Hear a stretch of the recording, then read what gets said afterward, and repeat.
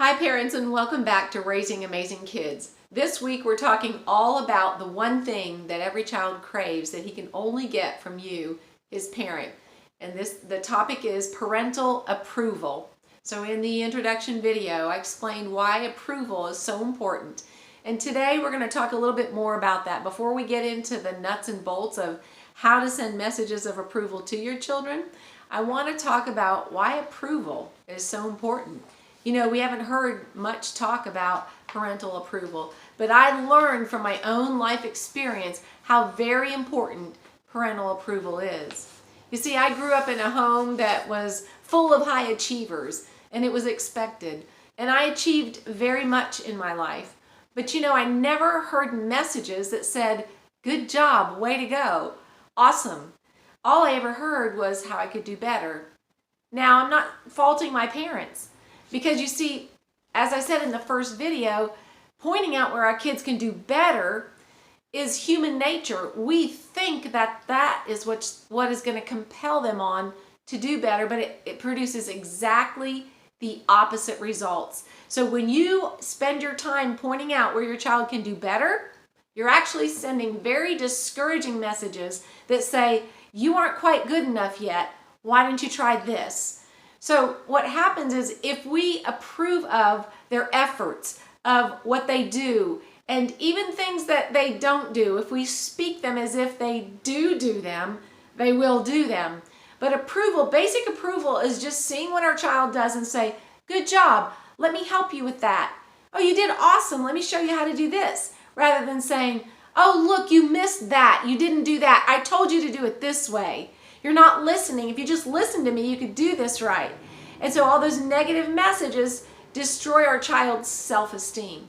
So approval lays the foundation for success in every aspect of our child's life, because approval tells our child that they're good enough, that they have value, that they have worth, that we think that they can do it.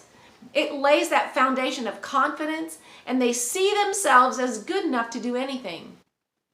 So it gives them that feeling of security, and they feel like, you know, that they have this approval. It's not based on what I do. My parents approve of me for who I am. So identity, approval, or our identity should not be based on what we can do or what we do, but who we are. And our example of this is in the scriptures. When Jesus came to be baptized, he had not done one miracle. He hadn't taught one sermon. He hadn't healed one person. And he was just beginning his ministry, and the first step was for him to publicly say who he was.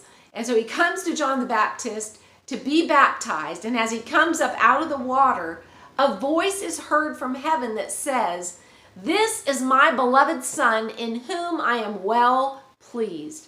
So the Father is putting his stamp of approval on Jesus' ministry before he even started it. So to me, this is a profound thing. And I've heard this preached on, but I've never heard it preached in the context of parenting. But this is exactly what our kids need from us. They need to know that we approve of them based on the fact that they're our child. And we know that our children are blessed and that they're going to do awesome things.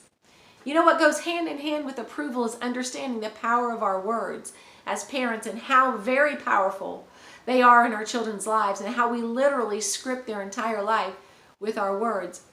And the next series I'm going to do after this one on approval is going to be focused on the power of words.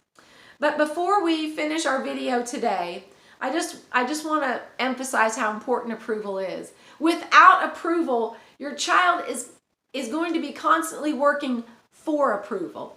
If you give your approval first, then your child is working from approval. He knows he's good, regardless of his result, his performance. He knows he has your approval.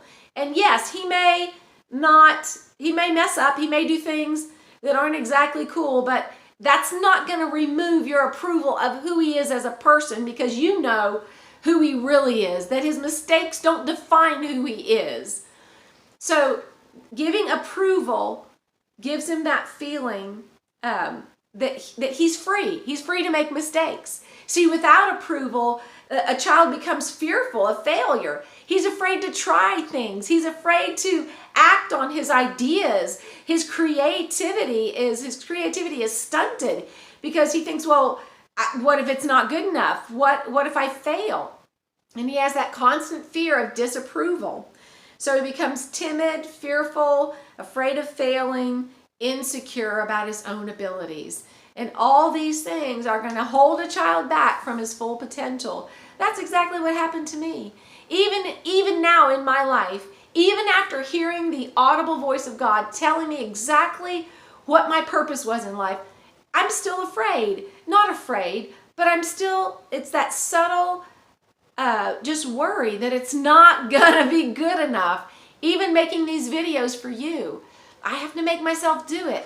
I know my message is powerful, but it's that little bit of insecurity still lingering from my childhood days that I have to push past and say, Father called me to do this and he's given me everything I need to do it. So in conclusion, I just want to say, do your child a favor. Do yourself a favor. Do all of us a favor. And give your child the parental approval he craves. Send those messages of approval in everything you say, in your facial expressions, in your body language, in your communication with your child, so that he can grow up to be the world changer he was made to be and bring to this world the things that all of us need, because we all need each other to operate fully in our purpose, in our God-given destiny, so that we can rise up into the full measure of the man, the body of Christ, Jesus Christ, as we all supply what we were designed to supply to the body of Christ. So I hope this is helpful to you. I know you're wondering, well, what do I do if my child doesn't, measure up? What if he doesn't, do the things to do or the things that I've told him to do? And so in the next video, we're going to talk about that. How do you correct your child without sending messages of disapproval? So join me for the next video and we'll talk about that then. I'll see you there.